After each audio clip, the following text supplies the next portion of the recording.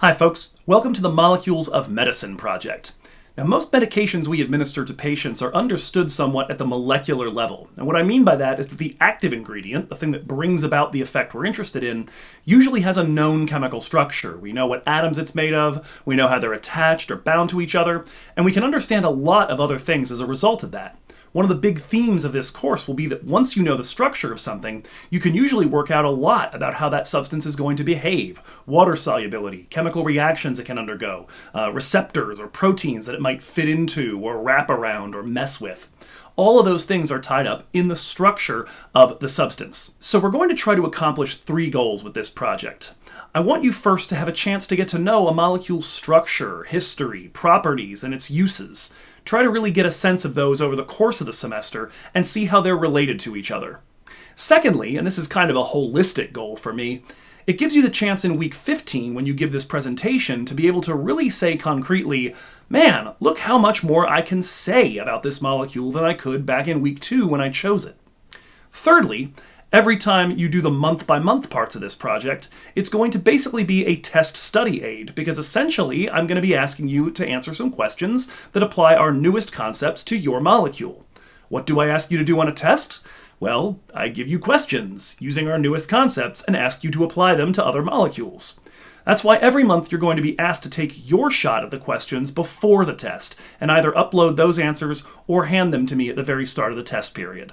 So how is this all going to work? Well, first I'm going to split you all into 7 groups of 4 students each by observing how you self-organize during our week 2 live session on campus. Make sure you take some time during that period, and I'll remind you, to exchange contact information and talk a little bit about which molecules from that list down at the bottom of this page interest you. By the way, if you have other medications that you're intrigued by, you're welcome to propose alternative molecules to me. I've got to approve them because I have some things in mind in terms of the questions I'm going to be asking, and I want to make sure you can answer them for your molecule. But if you look on that list down there, propofol, naloxone, and phencyclidine, those are all the result of student proposals from prior semesters, and I liked them so much I put them back in there. So it could happen again. If you've got something, just let me know early on so I can tell you whether it's viable. Now your first task is this. In your conversations with your group in weeks 2 and 3, you need to agree on your top 5 molecules. That is, the 5 most interesting molecules to you that you might be interested in studying all semester.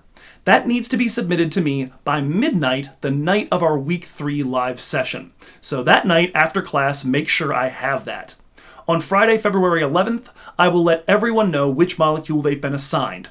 Now, if at all possible, I'm going to give everybody their first choice, but if multiple groups want the same molecule, I might have to work my way down a couple of the lists to accommodate it. Now, in weeks 4, 8, and 12, which hopefully you recognize by now as the weeks of our first 3 tests, you're going to have a set of questions that you answer about your molecule that involves the concepts from the last month of material. Like I said before, your first job is to prepare your own answers to those questions by the time the test begins. Now, it's okay if they aren't all correct yet, and it's okay if you've actually consulted with your group mates. I have no problem with that collaboration beginning early. It just can't look like you're guessing or like you threw it together in the 20 minutes before you handed it to me. Set aside a little time and use this as a chance to review some concepts, definitions, or math processes that are definitely going to be on that upcoming test. Now, the tests will only be 2 hours in length, so after everyone's finished, the last hour of that period in weeks 4, 8, and 12 will be spent meeting with your group, comparing your answers, and debating where you might disagree.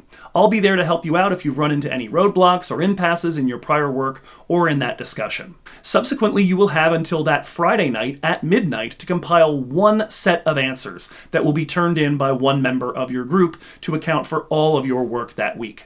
Each half of this, the solo part and the group part, will be worth 3 points, so don't think you can coast on this project by letting your partners do all the work. Come correct to that discussion. Lastly, in week 15, our final session before the final test, you're going to make a presentation like the one you see just underneath this video. To build it, you and your group mates are going to use your earlier answers from units 1, 2, and 3, plus a little added background and history so folks know why the molecule is interesting to you in the first place. Take a look at the video and outline underneath this intro to get an idea of what you're aiming for. But don't be intimidated. We're going to build it a little bit at a time as your knowledge continues to increase. Alright, have fun exploring the rest of this page so that you know what's coming up over the rest of the semester in this project. See you soon.